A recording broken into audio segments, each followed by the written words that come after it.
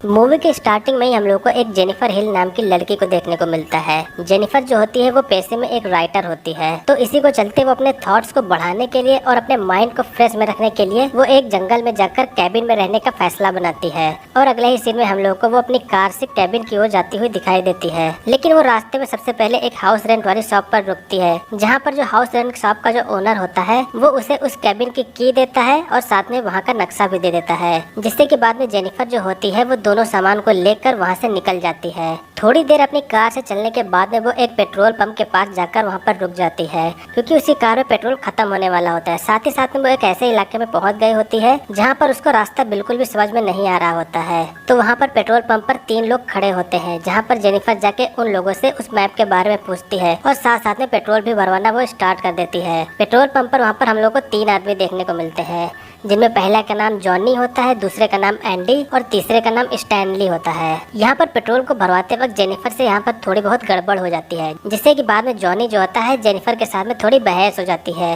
और इसके बाद में जेनिफर जॉनी से सॉरी बोलती है और अगले ही पल में जेनिफर वहाँ से तुरंत निकल जाती है। वो ये सोचती है कि यहाँ पे जितना जल्दी हो सके मुझे निकलना चाहिए और वो अपनी कार में बैठ के सीधा कैबिन की ओर अपनी यात्रा को स्टार्ट कर देती है और वो सीधा अपने कैबिन में जाकर रुकती है। जेनिफर वो अपने कैबिन में वहाँ पर काफ़ी देर वहाँ पर आराम करती है, यानी कि वो थक चुकी होती है, तो इसलिए वो वहाँ पर आराम कर रही होती है। लेकिन थोड़ी देर बाद जेनिफर को वहाँ पर काफ़ी ज़्यादा अजीब लग रहा होता है।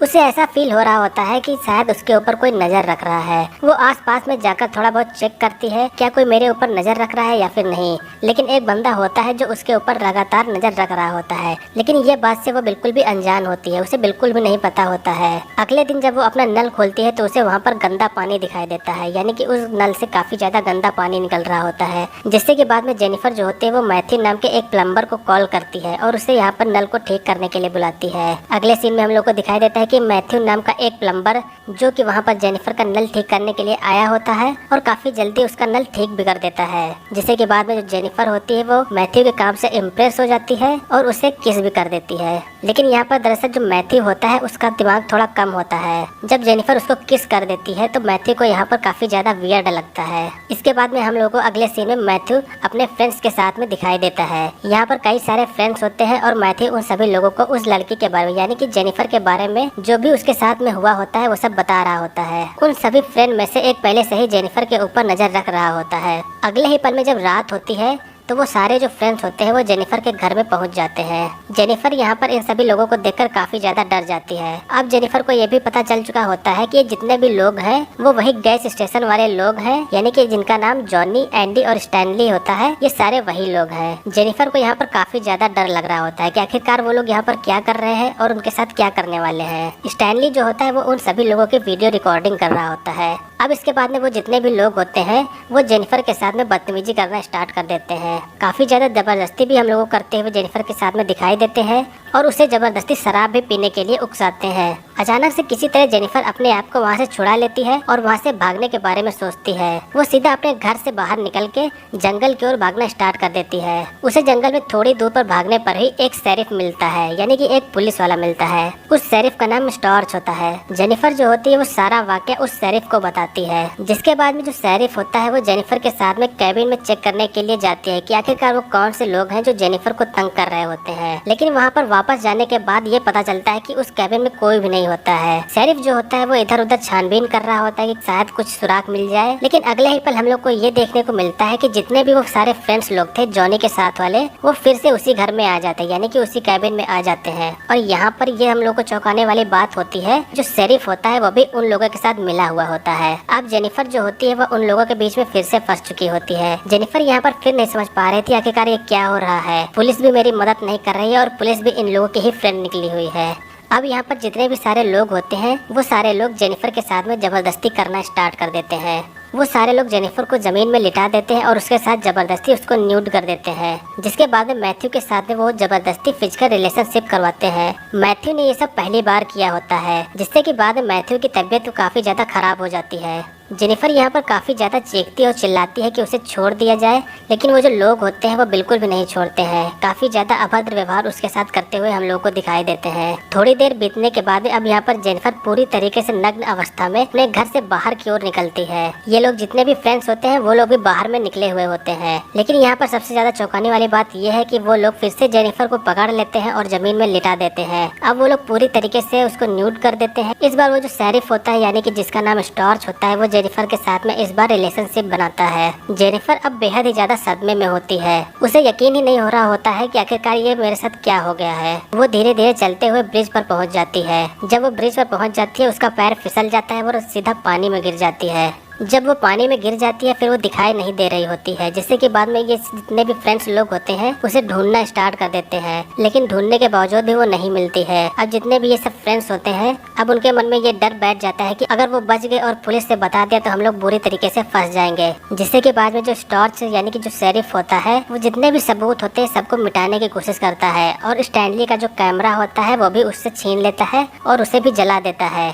यहाँ पर जो जेनिफर होती है वो वहाँ से भाग चुकी होती है। इसके बाद में हम लोग को एकदम अलग ही सीन देखने को मिलता है, यानी कि अब हम लोग को रिवेंज वाला पार्ट देखने को मिलता है। जेनिफर जो होती है उन लोगों से अपना बदला लेने के बारे में सोचती है। सबसे पहले वो स्टैनली के घर जाती है और वहाँ से वो रिकॉर्डिंग जो होती है उसको चुरा लेती है। जी हाँ, आप लोग सही सुन रहे हैं, स्टैनली जो होता है, स्टैनली ने रिकॉर्डिंग को बचा लिया हुआ होता है। स्टैनली जब ये देखता है कि जो उसकी रिकॉर्डिंग है वो कहीं चोरी हो चुकी है तो वो तुरंत वहाँ से भाग के जॉनी के घर जाता है। तो जॉनी को सबसे पहले ये बताता है कि जो मैंने रिकॉर्डिंग की हुई थी वो मैंने मिटाई नहीं थी और वो चोरी भी हो चुकी है। जॉनी जो होता है वो ये सब सुनकर काफी ज्यादा परेशान हो जाता है। अगले सीन में हम लोग को स्टॉर्च का घर देखने को मिलता है। यहाँ पर स्टॉर्च जो होता है जब वो अपने घर जाता है तो उसको एक वहाँ पर गिफ्ट बॉक्स देखने को मिलता है।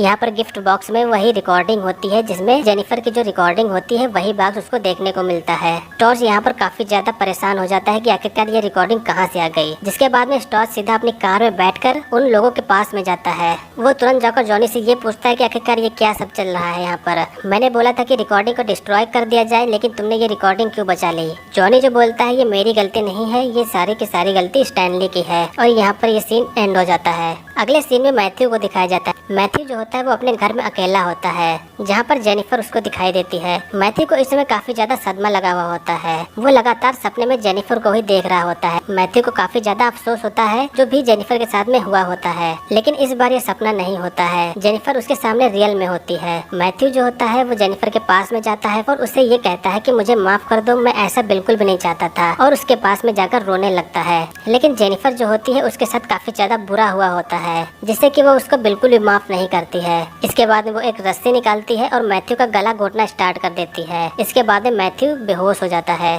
और ये सीन यहीं पर एंड होता है। अगले सीन में हम लोगों को एंडी और स्टैनली दोनों एक जंगल में दिखाई देते हैं। ये दोनों जंगल में इसलिए होते हैं क्योंकि वो लोग मैथ्यू को खोज रहे होते हैं। वो दोनों लोग मैथ्यू को खोजते खोजते एक ऐसी जगह पे चले जाते हैं जहाँ पर जेनिफर ने अपना जाल बांधा हुआ था। एंडी यहाँ पर एक घर के अंदर जाता है और वहाँ पर कुछ चीजें देखने की कोशिश करता है कि शायद मैथ्यू के बारे में कुछ पता चल सके। यहाँ पर बाहर स्टैनली होता है, वो थोड़ी दूर जाता है, फिर उसका पैर एक जाल में फंस जाता है। ये जाल जो होता है वो जेनिफर के द्वारा बनाया गया होता है। काफी तेजी से वो जाल उसके पैर में फंस जाता है और वो चिल्लाना स्टार्ट कर देता है। स्टैनली के पास में फिर एंडी आता हुआ हम लोग को दिखाई देता है और एंडी के पीछे तुरंत जेनिफर आ जाती है और उसके सिर पर बैट से काफी तेज मारती है, जिससे कि बाद में एंडी भी बेहोश हो जाता है। अब जेनिफर दोनों लोगों को अपने नए बेहद ही ज्यादा खतरनाक जाल में बांध देती है। एंडी को वो एक बाथटब के ऊपर रखती है जिससे कि बाथटब भर जाए और एंडी की डूबने के बाद में मौत हो जाए। ये तरीका मारने का काफी ज्यादा खतरनाक लगता है और इस तरीके से वो एंडी को मारकर बदला लेती है। उधर स्टैनली जो होता है उसे एक पेड़ में बांधकर उसके मुंह में चूहा घुसा दिया जाता है। उसकी आंखों में कांटे लगाकर पीछे बांध देती है। ये सब करने के बाद में जेनिफर उसको अकेला यहाँ पर छोड़ देती है और बाकी का काम वहाँ के जंगलों के कौवों के ऊपर छोड़ देती है, जिससे कि बाद में कौवे आते हैं वो सीधा उसके पेट पर हमला करना स्टार्ट कर देते हैं और थोड़ी देर बाद स्टैनली की भी मौत हो जाती है।